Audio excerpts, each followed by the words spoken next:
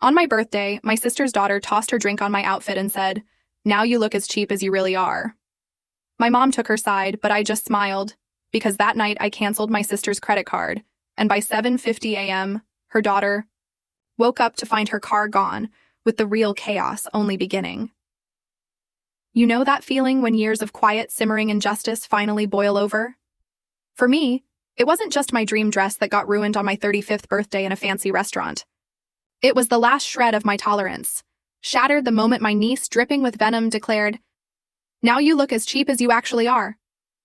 I was Ashley, standing there, frozen in La Pavilion, watching red wine, or rather, a virgin mojito, seep into my brand new cream Valentino dress, a dress that had taken 6 months of careful savings. My sister Stephanie just smirked. Her daughter Zoe, only 16, stood there, empty glass in hand, the picture of my parents' boundless indulgence. The whole restaurant fell silent, all except for the frantic drumbeat of my own heart. The dress? Oh, it was utterly ruined. But something else was too, something inside me. That day, my tolerance for their casual cruelty finally died. Growing up in Cedar Rapids, Iowa, I learned early that for me, hard work was the only path forward. My parents had a moderately successful furniture store providing a comfortable middle-class life, but nothing extravagant. My sister, Stephanie, born 4 years before me, was always different. From my earliest memories, there was this unspoken rule about how my parents treated her. She was the one with natural talent, my mother would gush when Stephanie won the 4th grade spelling bee. When I won the same competition 3 years later, it was just, Ashley must have studied really hard. The pattern was set. Stephanie had this innate brilliance while I just compensated with effort. After high school, I literally worked 2 jobs to put myself through state college, earning a business degree with honors. Meanwhile, Stephanie, she breezed through an expensive private university, all on my parents' dime, mind you. She changed her major 3 times before finally settling on art history. And when she couldn't find a job after graduation, guess what? My father hooked her up with his golf buddy, Daniel Thompson, who owned a luxury real estate firm. Within a year, Stephanie and Daniel were dating. Within 2, they were married. Their wedding? A $75,000 affair at the Grand Harbor Resort. My parents paid for it by remortgaging their house. I still remember voicing my concern about such a massive financial sacrifice, and my mother, bless her heart, just said, "When it's your turn, we'll figure something out." The unspoken implication that my wedding would obviously be less significant just hung there in the air, heavy and clear. Stephanie and Daniel built this sprawling 5-bedroom house in the most exclusive neighborhood in town. They drove matching luxury cars, took quarterly vacations to places I could only ever dream about on Instagram. Then their daughter, Zoe, came along when I was 25, and she became the golden grandchild, showered with more privileges than you'd think possible to bestow on one child. Me?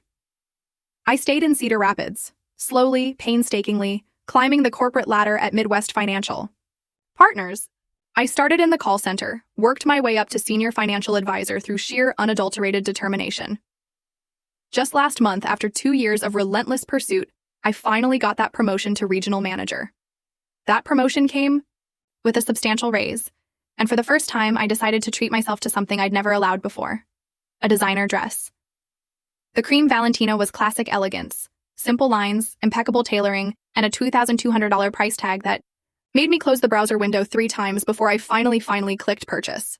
I justified it as an investment piece, something I could wear to client meetings and special occasions for years. "You spent how much on a dress?" Megan, my best friend since college, asked me over coffee last week. "That's not like you, Ash." "I know," I admitted. But for once, I wanted something really special, something that would make me feel like I'd arrived, you know? Megan understood. She'd witnessed the pattern of my family dynamics for 15 years, seen how Stephanie's snide remarks about my quaint apartment or my sensible car had accumulated like tiny paper cuts. The truth is, I'm incredibly proud of what I've built. My downtown apartment might not be a mansion, but it's mine, paid for with my own money. My 5-year-old Honda runs perfectly. I have a healthy retirement account, no debt besides my modest mortgage, and the respect of my colleagues. But family patterns, you guys, they run deep. Every monthly dinner at my parents' house became an exercise in restraint. Stephanie would casually detail their latest luxury purchase or vacation. "We're thinking of getting a summer place on Lake Michigan," she'd mentioned last Christmas, as if it were nothing. Zoe needs somewhere to unwind during school breaks. Zoe, at 16, had already perfectly mastered her mother's talent for casual cruelty.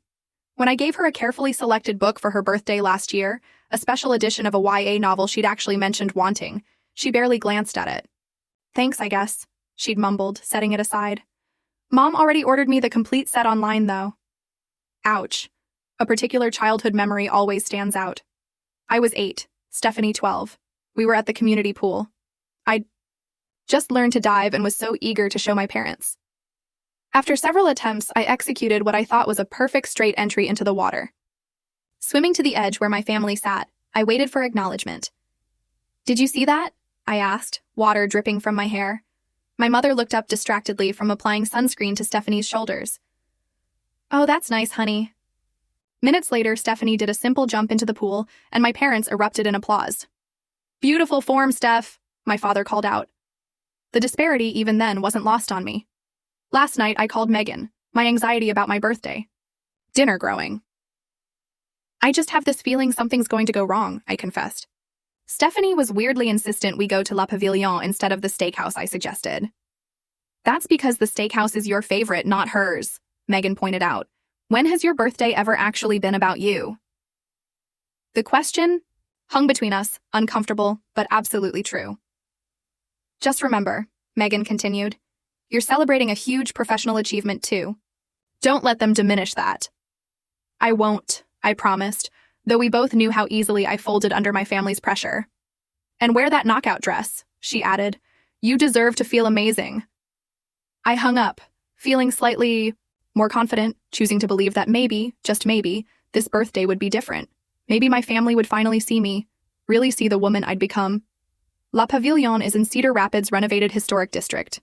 Exposed brick, crystal chandeliers, the kind of place where entrees start at $40 and reservations are made weeks in advance. As I pulled up to the valet stand in my 5-year-old Honda, I felt a momentary hesitation. The young attendant gave my car a barely concealed look of judgment, then offered a practiced smile. I smoothed down my cream Valentino, drawing confidence from its perfect fit. The dress was simply cut, but exquisite, with a subtle texture that caught the light as I moved.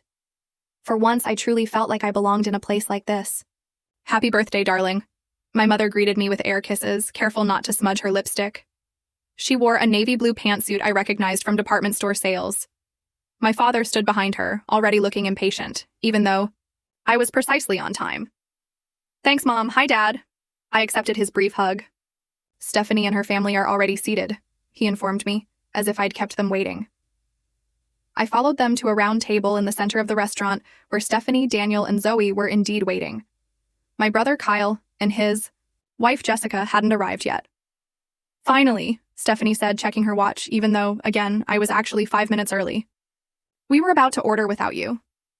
"Sorry to inconvenience you on my birthday," I replied, a smile that didn't reach my eyes. Stephanie narrowed her eyes slightly but said nothing. Zoe barely looked up from her phone as I took my seat.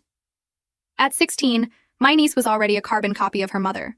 Perfectly highlighted blonde hair, expensive clothes, and an air of boredom with anything that didn't directly benefit her. "That's an interesting dress choice," Stephanie commented, her tone making it clear that interesting was not a compliment. She, of course, wore a black Gucci dress, the distinctive red and green stripe at the waist a detail she'd make sure everyone noticed before the evening ended. "Thank you," I replied simply, refusing to diminish my purchase. Our server, Amelia, arrived to take drink orders. "And we're celebrating a birthday tonight?" she asked with genuine warmth. Before I could answer, my mother jumped in. "Yes, our Ashley is 35 today." "Wonderful. Happy birthday," Amelia said to me. "First round of drinks will be my treat." "How kind," Stephanie interjected. "We'll need a bottle of the Chateau Margaux for the table." Daniel raised an eyebrow. "That's a $400 bottle, dear." "It's a celebration," Stephanie insisted with a wave of her hand. Zoe finally looked up from her phone. "Can I have a virgin mojito? The kind with a special sugarcane stick?" "Of course," Amelia noted before turning to me. "And for the birthday girl?" "Just sparkling water with lime for now." "Thank you," I said, conscious of staying clear-headed. Stephanie smirked. "Always the responsible one. Live a little, it's your birthday." "I have an early meeting tomorrow," I explained, though I didn't owe anyone an explanation. "Oh, right, the new promotion," Stephanie said with exaggerated remembrance. Regional manager of, what was it again? Financial advising, I corrected. I oversee 26 advisors across 3 states now. How nice for you, Stephanie said dismissively. Daniel just closed on the Thompson Tower project, $18 million. She squeezed her husband's arm possessively. Daniel at least had the grace to look slightly uncomfortable. It was a team effort, he mumbled. Kyle and Jessica arrived then, a welcome interruption. My younger brother had always been the family peacekeeper, maintaining relationships with everyone while somehow avoiding being drawn into the drama. Happy birthday, sis! Kyle enveloped me in a genuine hug. Jessica handed me a beautifully wrapped package. Open it now, she encouraged. Inside was a leather-bound planner with my initials embossed in gold. For the big shot regional manager to keep track of her empire, Jessica winked. It's perfect, I said, truly touched. Thank you both. We have your gift. At home, my mother interjected. It's too big to bring to the restaurant. I nodded, knowing from experience it would be something practical rather than personal, probably kitchen appliances or bedding. Throughout the appetizer course, Zoe's behavior grew increasingly disruptive. She took selfies with Flash, loudly criticized the food. This bruschetta is nowhere near as good as what we had in Milan, and interrupted conversations to show Instagram posts to her mother. Zoe, maybe put the phone away while we eat. I suggested gently after she nearly knocked over a water glass. Whatever, she muttered, but tucked the phone into her designer purse. She's just being a teenager, Stephanie defended immediately. The conversation turned to my parents' upcoming anniversary trip to Scottsdale. As they described their planned activities, I noticed how animated they became, a stark contrast to their polite, almost bored interest in my career news.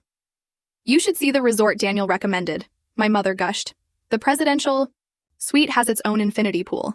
Sounds amazing, I replied, taking a sip of my water.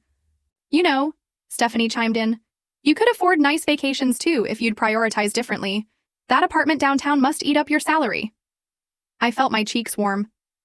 I like my apartment, actually, and I travel when I want to. Weekend trips to Chicago don't really count as travel, Stephanie laughed, as if sharing a joke with the table. I glanced down at my cream dress, drawing strength from how special it made me feel, despite Stephanie's attempts to diminish me. The Valentino represented more than an expensive purchase. It symbolized recognizing my own worth after years of allowing my family to determine my value. When our entrees arrived, I realized we'd nearly reached the halfway point of dinner without any major incidents. Perhaps, I thought optimistically, we would make it through the evening intact. Then my father raised his glass. To Ashley, he began, 35 years young, and finally finding her footing in the business world. Finally, he said. As if my entire career until now had been a warm-up. I forced a smile and raised my water glass. And, he continued, to Stephanie and Daniel for their guidance and example of real success. My hand froze mid-air. From across the table, Kyle caught my eye with a sympathetic wince. And to Zoe, my father added, for her excellent grades this semester. A 3.4 GPA while maintaining all her extracurriculars is impressive. I'd graduated with a 4.0 while working 30 hours a week. But my accomplishments had never warranted a dinner toast. Never. As the server brought out a birthday cake, chocolate with buttercream, Stephanie's favorite, not the lemon cake I preferred, I noticed Zoe's attention fixed on my dress for the first time that evening. Her expression shifted from boredom to something darker, more calculating. She leaned over to whisper something to Stephanie, who smirked and shrugged in response. The cake was placed before me, 35 candles flickering in the dim restaurant lighting. Make a wish, my mother prompted. I closed my eyes, wishing for the strength to finally stand up for myself, and blew out the candles in one breath. The table erupted in practiced applause just as Zoe reached for her virgin mojito. Time seemed to slow. Zoe's arm extended across the table. In one fluid motion that couldn't possibly have been accidental, her elbow knocked into her glass, sending the full virgin mojito tumbling directly toward me. I watched, paralyzed, as the green liquid arced through the air, mint leaves suspended like tiny islands, before splashing across the bodice of my cream Valentino. The cold shock of the liquid against my chest broke the spell. I gasped, pushing my chair back and standing as the mojito continued its destruction, gravity pulling the sticky mixture down the front of my dress in rivulets.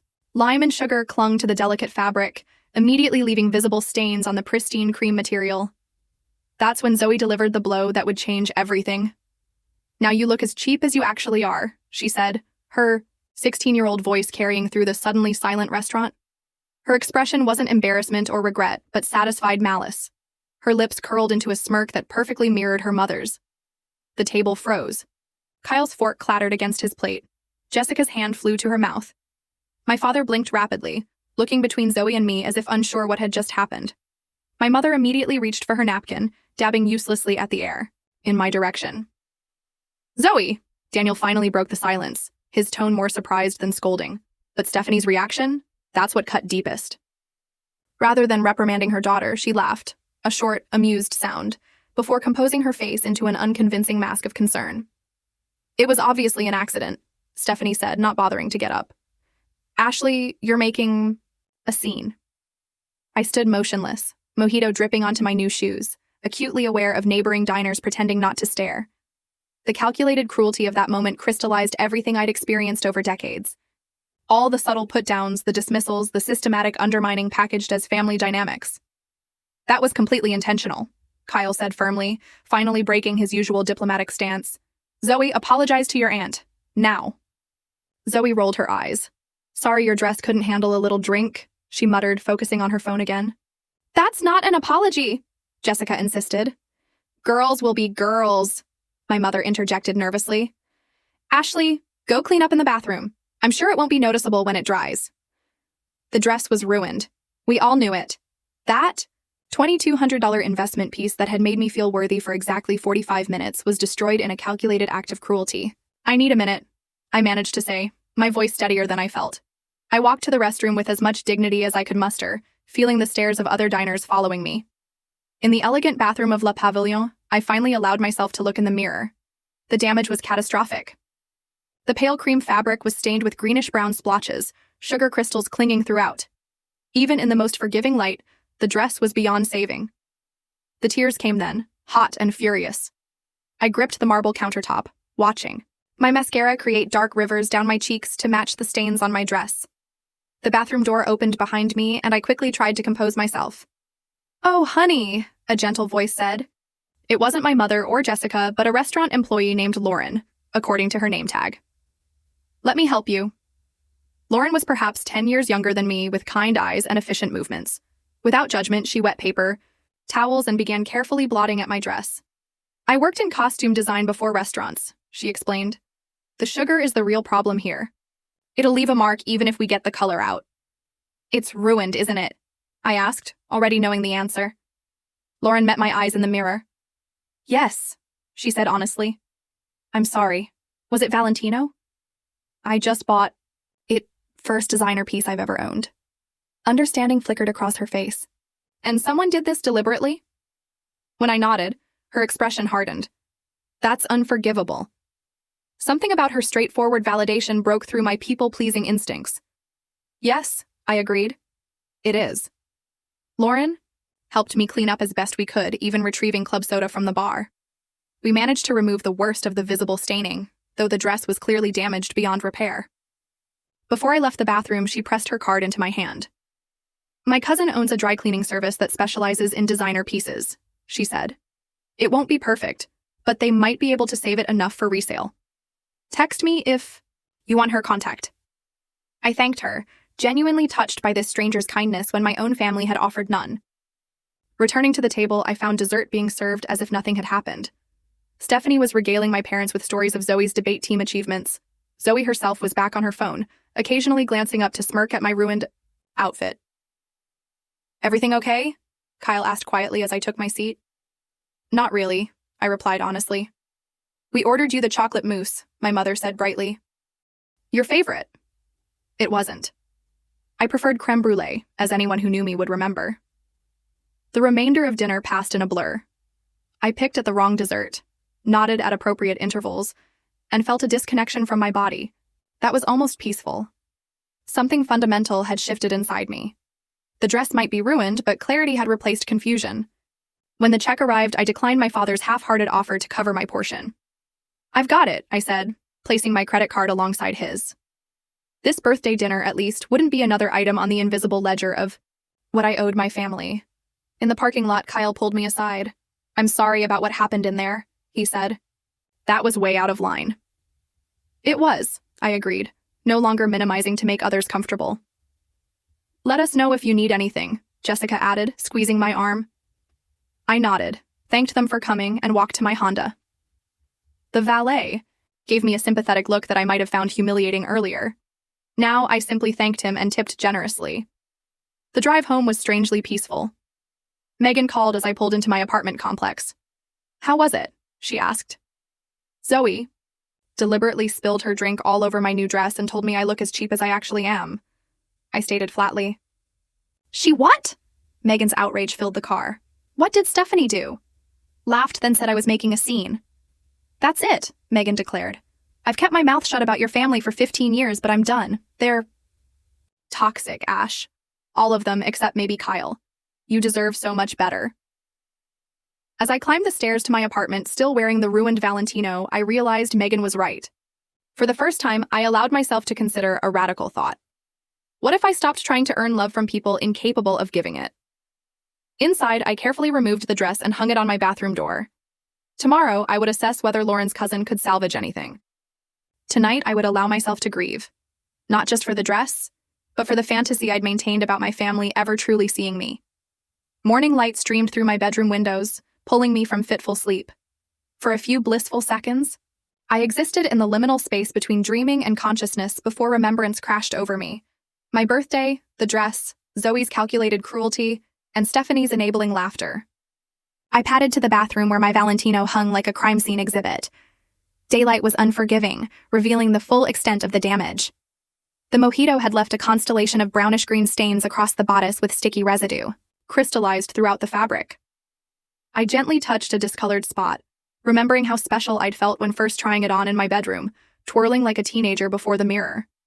6 months of careful budgeting, one splurge after a lifetime of sensible choices, ruined in seconds by deliberate malice.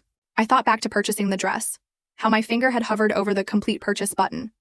The little voice telling me I was being ridiculous, that someone like me didn't need designer clothes. I'd silenced that voice, believing I deserved something beautiful, something that made me feel extraordinary. "It's an investment piece," I justified to myself. "Classic design, excellent quality. Cost per wear over years will make it reasonable." My phone buzzed with a text from Kyle. "Checking on you this morning. What happened last night was completely unacceptable. Jessica and I are here if you need to talk." His message was followed by another. "And for what it's worth, you looked stunning in that dress." The simple validation brought fresh tears. I hadn't realized how much I needed someone, anyone, from my family to acknowledge what had happened. My phone remained conspicuously silent otherwise. No apology from Stephanie or Zoe, no check-in from my parents. Their silence spoke volumes about where I ranked in their priorities. I made coffee and sat at my kitchen island opening my laptop, almost mechanically. Instead of checking work emails, I found myself typing into the search bar, "toxic family dynamics." The results were illuminating. Article after article described patterns I recognized intimately: scapegoating, golden child syndrome, enabling behaviors, emotional neglect disguised as tough love. One phrase particularly resonated: the family scapegoat often succeeds despite, not because of, their family environment. Yet their achievements are minimized while their shortcomings are magnified. I spent hours reading, moving from credible psychology websites to personal blogs of people who'd experienced similar family dynamics. Their stories mirrored mine with eerie precision: the scapegoat who worked twice as hard for half the recognition, the golden child whose behavior was excused regardless of its impact, the parents who reinforced the dynamic either actively or through passive acceptance. By noon, I felt both emotionally drained and strangely empowered. There was validation in naming what I'd experienced and realizing that the problem wasn't my perception, but the reality of how I'd been treated. I texted Lauren from the restaurant, thanking her again for her kindness and asking for her cousin's contact. Then I called my therapist, Dr. Carter, who I'd been seeing sporadically for general anxiety. "I can fit you in tomorrow at 2 Lao," her receptionist offered. Dr. Carter had a cancellation. I accepted gratefully, knowing I needed professional guidance to navigate what came next. That evening, I spread the ruined Valentino across my bed and took photographs from various angles, documenting the damage, perhaps as evidence, perhaps as closure. Then I carefully packed it in a garment bag for my appointment with Lauren's cousin tomorrow. My phone rang just as I was making dinner. Kyle's name flashed on the screen. "Hey," I answered. "Hey sis," he said. "Just wanted to check in again. You okay?" Not really, I admitted, but I'm working through it. Listen, Kyle's voice took on a determined edge I rarely heard from my peacekeeper brother. What happened last night wasn't okay. It wasn't a prank or an accident. It was deliberate cruelty, and no one stood up for you the way they should have. His words unlocked something in me. Thank you for acknowledging that. I should have said more in the moment, he continued. I've been thinking a lot about our family dynamic, and I think this has been happening for a long time, in different ways. It has, I confirmed, relief flooding through me at having an ally in my family. I talked to Jessica about it, and she pointed out some patterns I hadn't noticed. How Mom and Dad minimize your accomplishments but celebrate Stephanie's smallest efforts. How Zoe's behavior keeps getting worse because no one corrects her. We talked for nearly an hour, comparing observations and experiences. Kyle, being the youngest and the only boy, had experienced a different version of our family dynamic, but he recognized the fundamental imbalance. What are you going to do? He finally asked. I don't know yet, I said honestly, but I can't keep pretending everything's normal. Something needs to change. Whatever you decide. Jessica and I support you, he assured me. After we hung up, I felt stronger than I had in years. For the first time, I wasn't questioning my perception or minimizing my hurt to maintain family peace.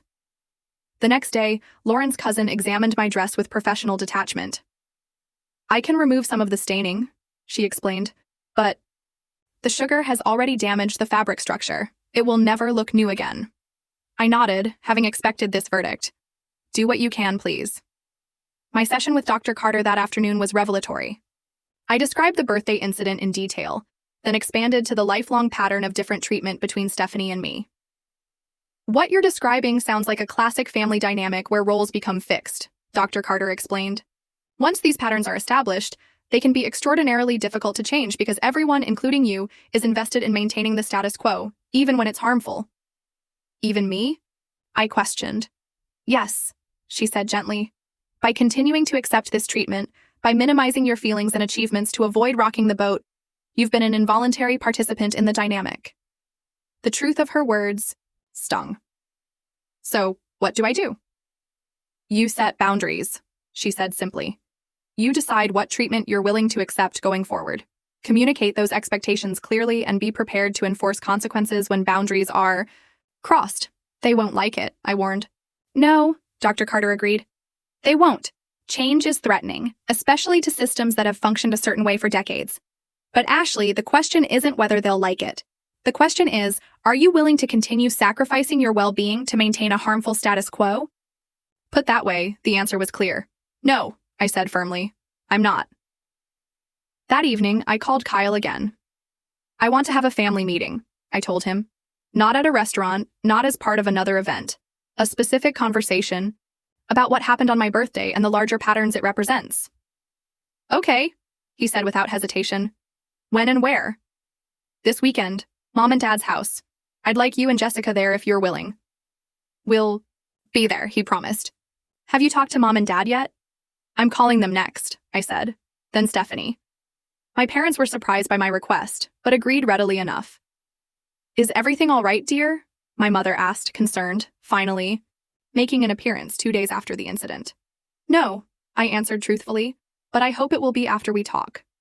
Stephanie was predictably defensive. A family meeting? Seriously, Ashley?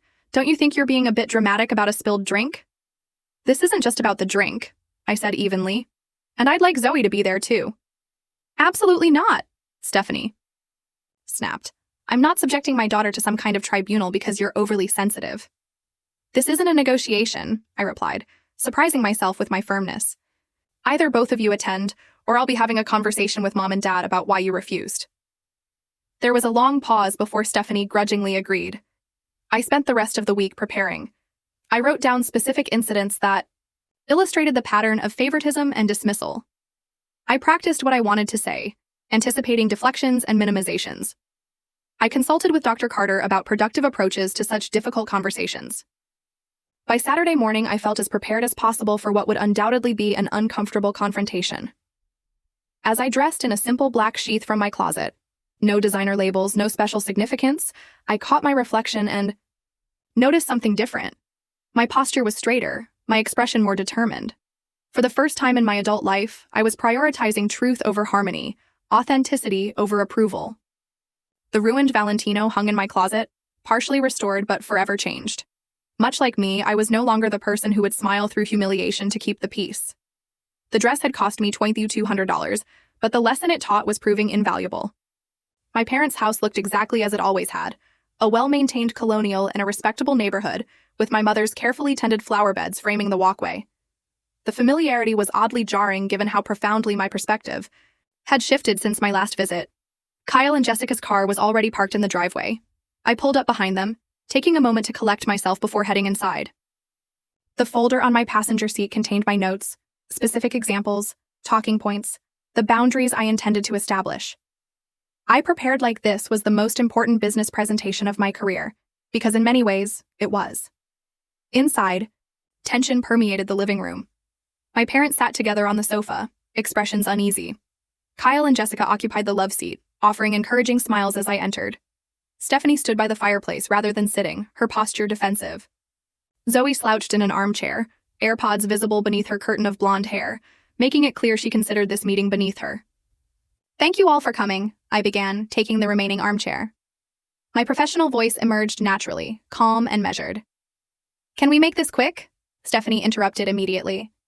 "Daniel has a client dinner tonight, and we need to get back." "I'll be as concise as possible," I replied, refusing to be rushed. "I asked for this meeting because what happened at my birthday dinner was unacceptable, and it highlighted patterns that have gone unaddressed for too long. If this is about Zoe's little accident," my mother began. "It wasn't an accident," I stated firmly. "Zoe deliberately poured her drink on my dress and then insulted me. But this isn't just about what happened Tuesday night. It's about a pattern of behavior that's been happening for decades." "Here we go," Stephanie sighed dramatically. "Ashley's playing victim again." "That response exemplifies exactly what I'm talking about," I said, maintaining my composure. "When I express hurt, I'm playing victim. When Stephanie expresses hurt, the entire family mobilizes to address it." My father shifted uncomfortably. "That's not fair, Ashley." "Let me share some examples," I continued, opening my folder. "When I was promoted to regional manager last month, a position I worked toward for years, Mom, you said, 'That's nice, dear.' When Stephanie sold her first house 3 weeks after getting her real estate license through Daniel's connections, you took the entire family out to celebrate." My mother blinked rapidly. "That's not—" "When I graduated with honors, while working 30 hours a week," I continued, "Dad said I'd finally finished. When Stephanie completed her degree after switching majors 3 times, with full financial support from you both, you called her perseverant and dedicated." "College was hard for me," Stephanie interjected. "Not everyone finds academics as easy as you do." "That's exactly my point," I said. "My achievements are attributed to things coming easily to me, despite the fact that I've worked incredibly hard. Stephanie's achievements, however modest, are celebrated as triumphs over adversity." "You've always been jealous of your sister," my father accused, his face reddening. "Even as a child, you competed for attention." "I wasn't competing for attention," I corrected. "I was trying to earn the same love and recognition that seemed to come automatically for Stephanie." "Oh, please," Stephanie scoffed. "You were always Mom and Dad's perfect daughter. Little Miss Responsible, Little Miss Self-Sufficient. Do you have any idea what it's like living in your shadow?" Her statement was so divorced from reality that I actually laughed. "My shadow? Stephanie? You've had every advantage. Our parents remortgaged their house to pay for your wedding. They've subsidized your lifestyle for years. They babysit Zoe whenever you ask, even canceling plans with me to do so." "That's different," my mother protested weakly. "Stephanie needs more help." "Because you never taught her to stand on her own," I pointed out. "And now Zoe is following the same pattern. She deliberately ruined something important to me. And instead of consequences, she received tacit approval." Throughout this exchange, Zoe had pretended to ignore us, but I noticed her AirPods weren't actually connected to her phone. She was listening intently while feigning disinterest. "Zoe, remove your earbuds," I said directly. "This concerns you too." "You can't tell me what to do," she muttered, but removed them anyway. "You're right, I can't. But I can tell you how your actions affected me. You destroyed a dress that represented a significant achievement for me, and you did it purposefully, with malice." "It was just a dress," Zoe shrugged, though her expression flickered with something that might have been discomfort. "It wasn't just a dress," I corrected. "It was a symbol of years of hard work. And your comment afterward made it clear that you understood exactly what you were doing. Oh my God. Are you still obsessing over a stupid drink spill? Stephanie interjected. It's not Zoe's fault you spent a ridiculous amount of money on a white dress. What did you expect? I expected basic respect, I replied evenly. Which brings me to my next point. Going forward, I will no longer participate in family gatherings where my achievements are minimized, my feelings dismissed, or where I'm subjected to deliberate cruelty. So, you're giving us an ultimatum? My father demanded. I'm establishing boundaries, I clarified. I love this family, but I don't love how I've been treated, and I won't accept it anymore. This is absurd, Stephanie declared. You're blowing everything out of proportion because you can't take a joke. It wasn't a joke, Kyle spoke up for the first time. It was mean-spirited and deliberate. And Ash is right. This has been going on for years. We've all noticed it. But no one says anything because it's easier to let Ashley absorb the negative treatment than to confront the real issues in this family. The room fell silent at my brother's intervention. My father looked genuinely shocked while my mother's eyes filled with tears. Kyle, you don't understand, Stephanie began. I understand perfectly, he interrupted. I've watched how differently you two have been treated our entire lives. I've seen how Ashley minimizes her accomplishments to avoid making waves while you highlight your smallest efforts expecting lavish praise. That's not true. Stephanie's voice rose. You're just taking her side because your precious Jessica loves Ashley more than me. This isn't about sides, Jessica said calmly. This is about recognizing harmful patterns and changing them. So now I'm harmful? Stephanie threw up her hands. Perfect. Ashley has been feeding you lies about me and you're all buying it. Unbelievable.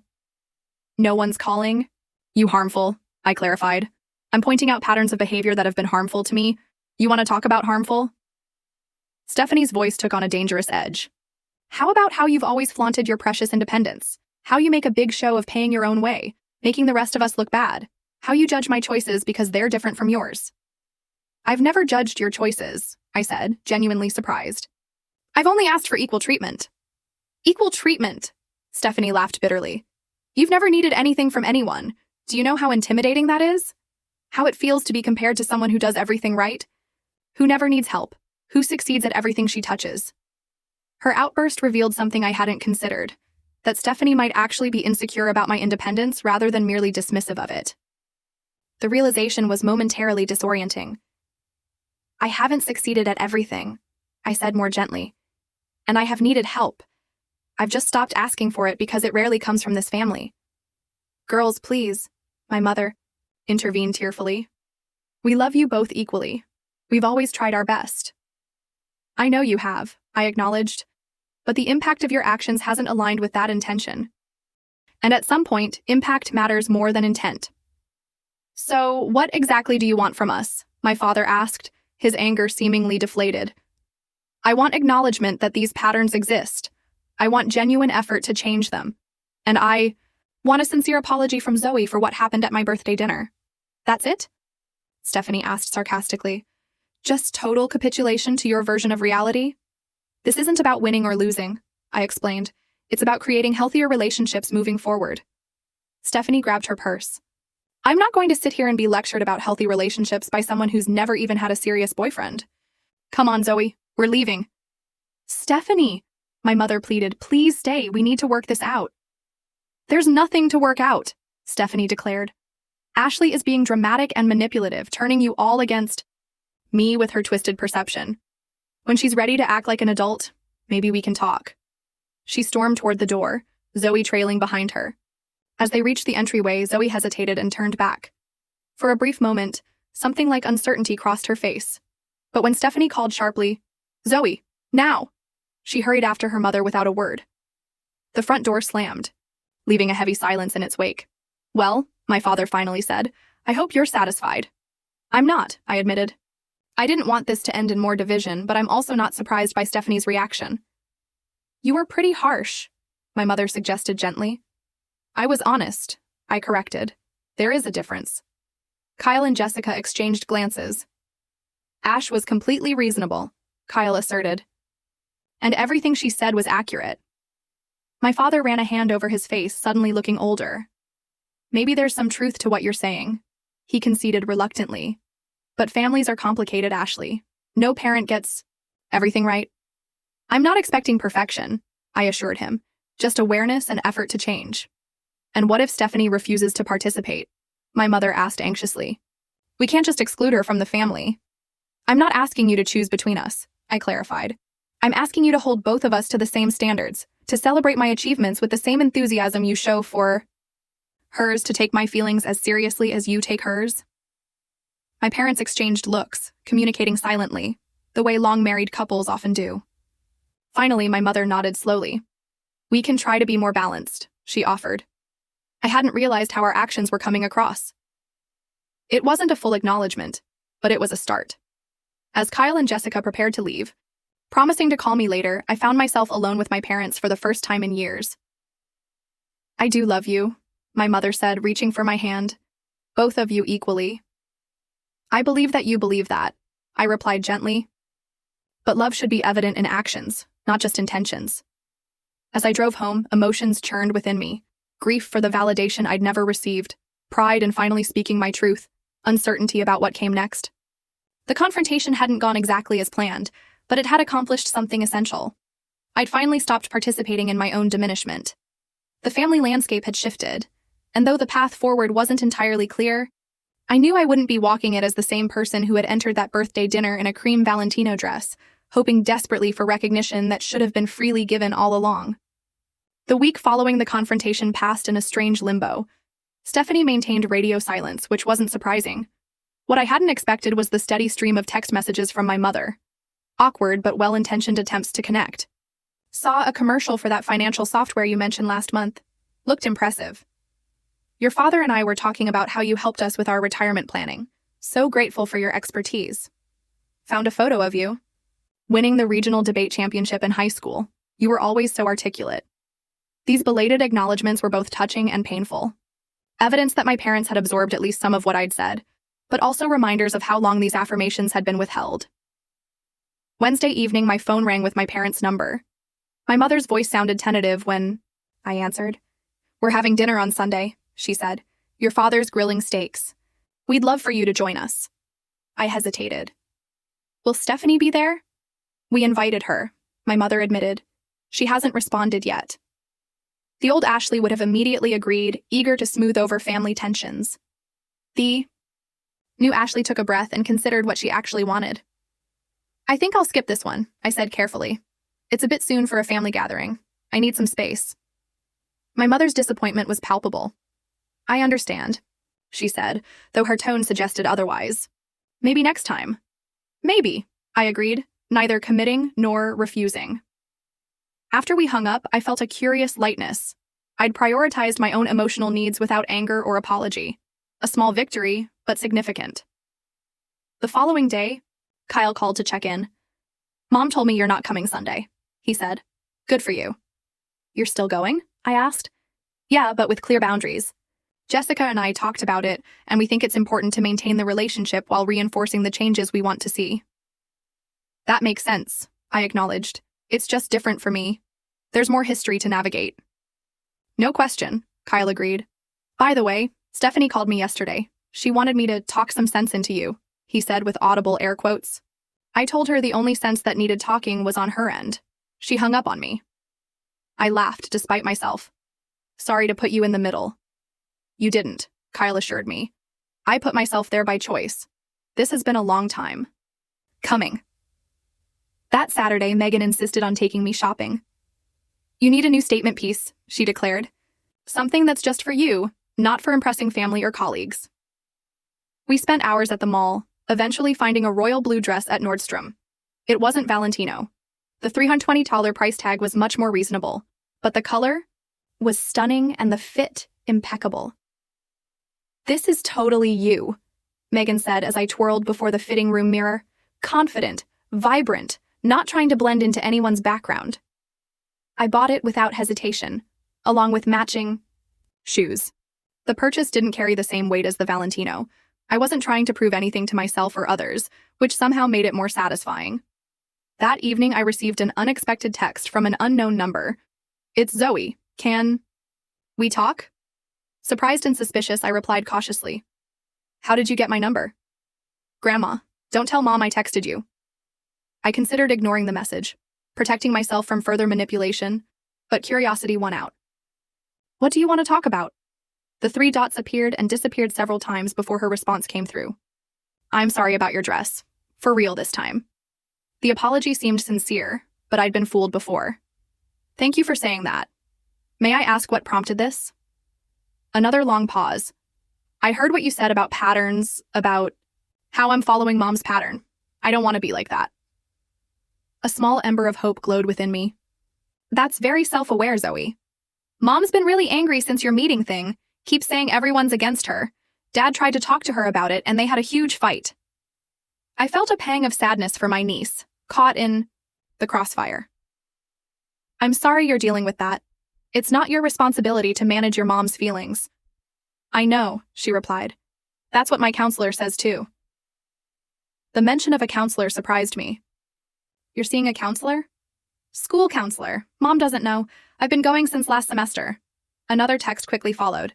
I have to go. Mom's coming. Don't tell her we talked. Okay, I won't. I promised. Take care of yourself, Zoe. This unexpected exchange shifted something in my perception. Zoe wasn't just Stephanie's mini-me. She was her own person, potentially breaking free from unhealthy patterns. It reminded me that change was possible even in entrenched family dynamics. At work, my confidence grew as I settled into my new role as regional manager.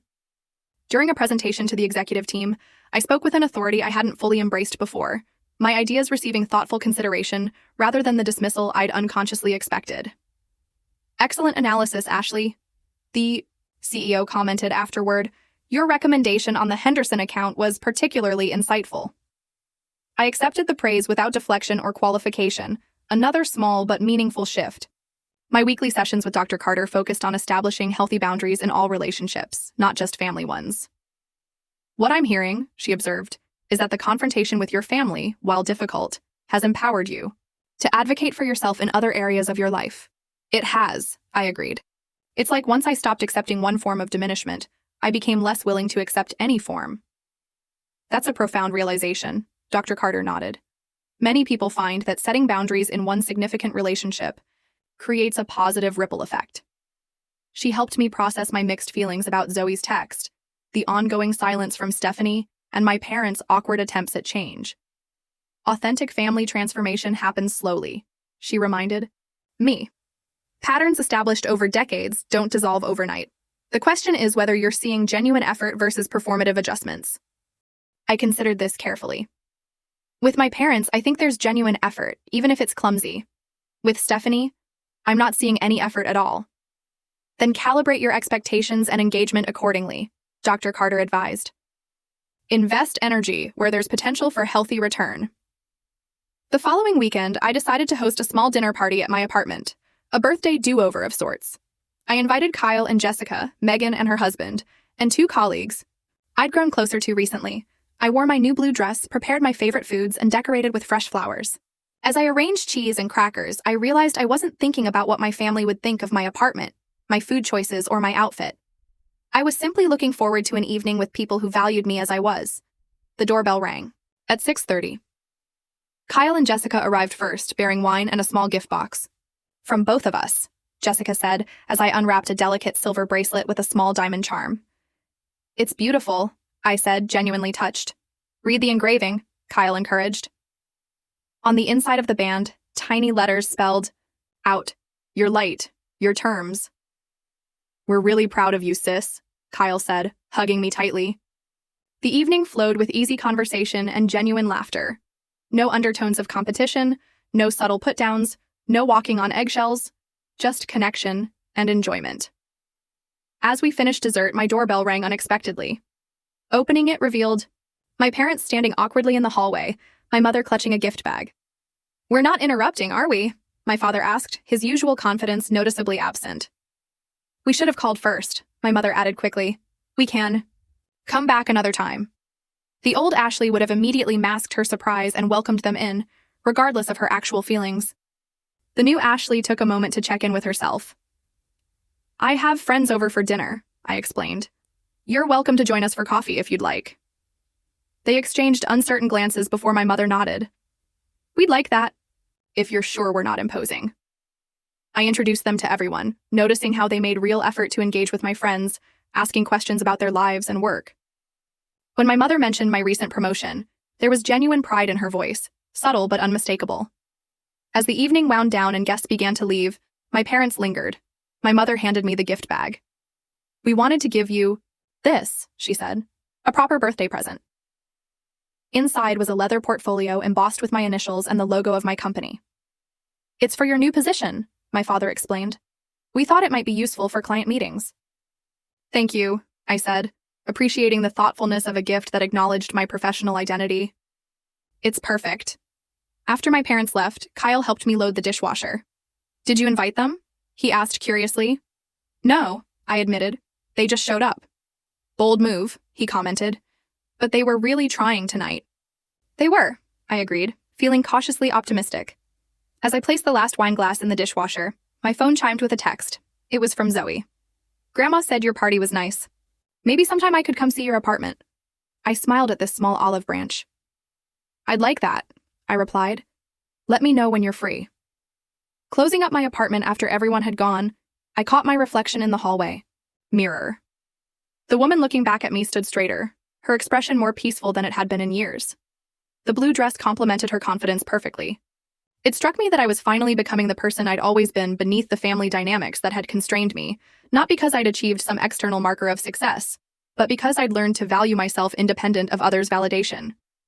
The ruined Valentino still hung in my closet, partially restored, but forever changed. Much like me, I was no longer the person who would smile through humiliation to keep the peace.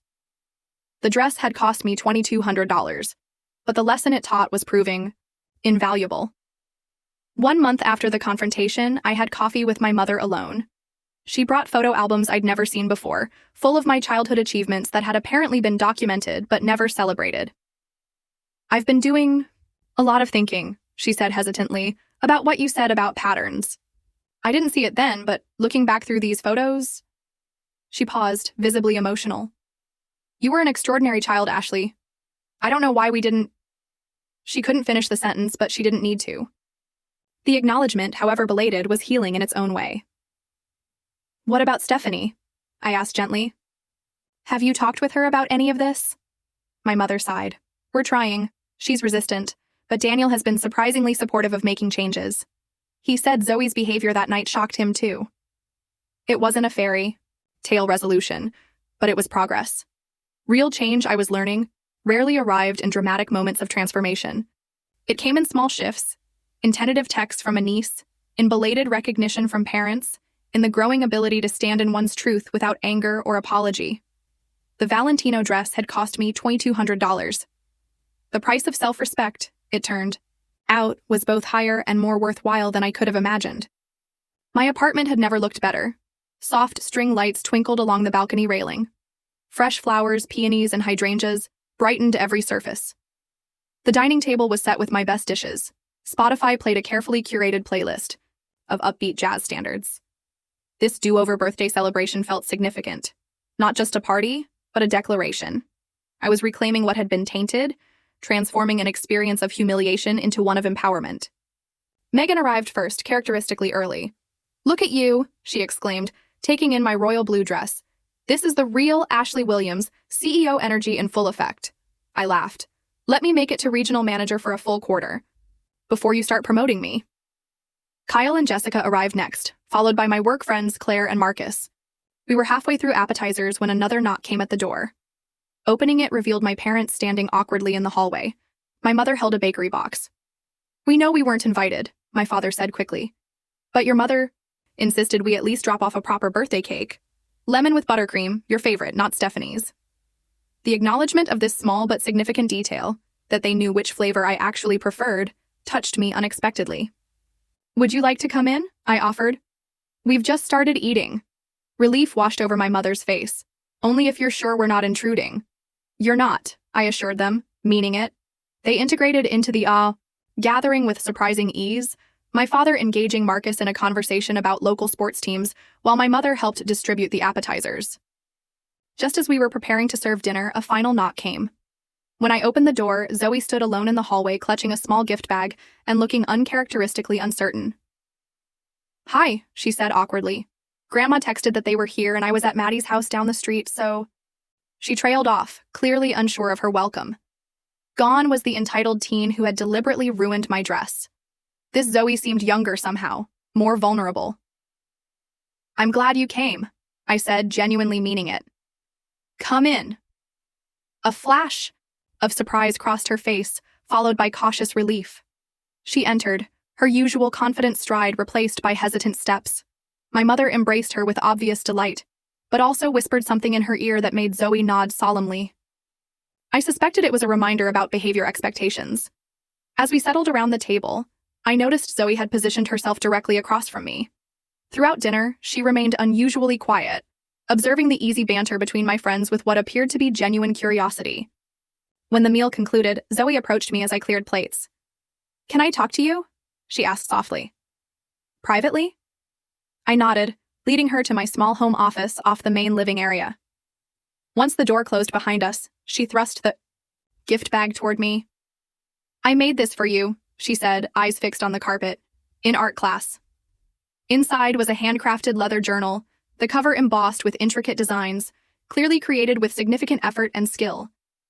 "Zoe, this is beautiful," I said, genuinely impressed. "Thank you."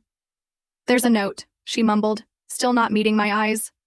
I found the folded paper tucked inside the front cover. In surprisingly neat handwriting, Zoe had written, "Dear Ashley, I'm sorry for ruining your dress and saying what I said. It was mean, and I knew it would hurt you. That's why I did it. Mom always talks about how you think you're better than us because you did everything yourself. I guess I wanted to take you down a notch. But after hearing what you said at Grandma's house, I've been thinking a lot. I don't want to be the kind of person who hurts people to make myself feel better. My counselor says that's a pattern I can break if I try. I don't expect you to forgive me right away, or maybe ever, but I wanted you to know I'm really trying to be different. Zoe." I looked up from the note to find my niece watching me anxiously, biting her lower lip in a gesture that reminded me powerfully of Stephanie at that age, before life's disappointments had hardened her. "This means a lot to me," I said carefully. "Thank you for your honesty." "My counselor said I should tell you why I did it," Zoe explained, words tumbling out. "It wasn't really about you. Mom's been really tough on me lately. Nothing I do is good enough. My grades, my friends, my clothes. She criticizes everything. When she saw your dress at the restaurant, she whispered that you were trying too hard to look rich. She said it was pathetic." The revelation wasn't particularly surprising, but it still stung. "So, you decided to put me in my place?" Zoe nodded miserably. "I thought it would make Mom happy, and it did for like 5 minutes. Then, in the car, she and Dad had this huge fight about it. He said she encouraged me to be cruel, and she said he was taking your side like everyone always does." I absorbed this information, recognizing the familiar family pattern extending to the next generation. That must have been difficult to witness. "They fight a lot now," Zoe admitted. "About money, about me, about you. Dad says Mom resents you because you're independent, and she isn't." The insight was surprisingly perceptive, especially coming from a teenager. "That might be part of it," I acknowledged. "Family dynamics are complicated." "Yeah, no kidding." Zoe's typical teenage sarcasm briefly resurfaced before she caught herself. "Anyway, I just wanted you to know I'm sorry, for real this time. I appreciate that," I said. "And Zoe, the fact that you're recognizing these patterns now at your age is really impressive. It took me much longer." A small smile tugged at her lips. "Does that mean you forgive me?" "I'm working on it," I answered honestly. "Trust takes time to rebuild. But this is a really good start." When we rejoined the party, the atmosphere had shifted subtly. My parents watched our reemergence with cautious optimism. Zoe integrated herself into a conversation with Jessica about photography, showing a politeness I'd rarely witnessed from her. As the evening progressed, I found myself seated beside my mother on the balcony, watching the city lights twinkle below. "This is a lovely apartment," she commented. "I don't think I've ever told you that." "Thank you," I said. "I've been happy here." She hesitated, then added, "Your father and I have been doing a lot of thinking since our discussion. We found a family therapist. We've had 2 sessions so far." This surprised me. My parents had always dismissed therapy as something for people who can't handle their own problems. "That's a big step," I acknowledged. "It was your father's idea, actually," she revealed. "He said he didn't want to lose you the way we're losing Stephanie." "You're losing Stephanie?" I asked, confused. My mother sighed heavily. She refuses to acknowledge any problems or attend therapy with us. Daniel has been trying to convince her, but she's resistant. He called your father last week, quite concerned about her drinking. The revelation was concerning, but not entirely surprising. Stephanie had always used various means to avoid facing uncomfortable truths. I'm sorry to hear that, I said sincerely. I hope she finds her way through this. The therapist says we enabled many of her behaviors over the years, my mother continued, and that we sometimes used you as a counterbalance to her volatility. The responsible one who didn't need attention because you handled everything yourself. The acknowledgement, however belated, filled a space inside me that had ached for recognition. That sounds about right. We didn't see it then, she admitted, her voice thick with emotion. But we're trying to see it now, to do better. Inside, laughter erupted as Kyle apparently shared an embarrassing story, judging by Zoe's mortified expression and everyone else's amusement. It struck me that this, people I cared about enjoying each other's company in my home, was what I'd always wanted from family gatherings. Connection without competition, joy without judgment. As the evening wound down, guests began to depart. My parents hugged me with newfound awareness, neither too tight nor too distant. Zoe lingered until last, helping stack dessert plates with unexpected consideration. Maybe sometime we could, get coffee or something? She suggested, hesitantly. I could show you my art portfolio if you want. I'd like that, I said, genuinely meaning it. After everyone had gone, I stood in my quiet apartment, absorbing what had transpired. It wasn't a perfect resolution. Stephanie's absence was a reminder that some wounds wouldn't heal quickly or easily, if at all. But something fundamental had shifted, both within me and within my family system. 1 month later, the changes continued to unfold in unexpected ways. My parents began including me in decisions they would previously have consulted only Stephanie about. My father called for advice regarding their retirement investments, actually implementing my suggestions rather than nodding politely before doing whatever Stephanie's husband recommended. My relationship with Zoe developed cautiously, but steadily. Our coffee meeting extended to 3 hours as she shared her artwork and ambitions to study graphic design, dreams her mother apparently dismissed as impractical. I found myself becoming a mentor of sorts, carefully avoiding undermining Stephanie's parental authority while still offering Zoe the support she clearly craved. Stephanie herself remained distant, though I'd received a curt text after my birthday do-over. Glad Mom and Dad had fun at your party. Not exactly an olive branch, but not outright hostility either. According to Kyle, who maintained relationships with everyone, Stephanie and Daniel were in couples counseling. The incident with my dress had apparently been a tipping point for Daniel, who'd grown increasingly concerned about the behaviors he'd been enabling in both his wife and daughter. At work, my confidence continued to flourish.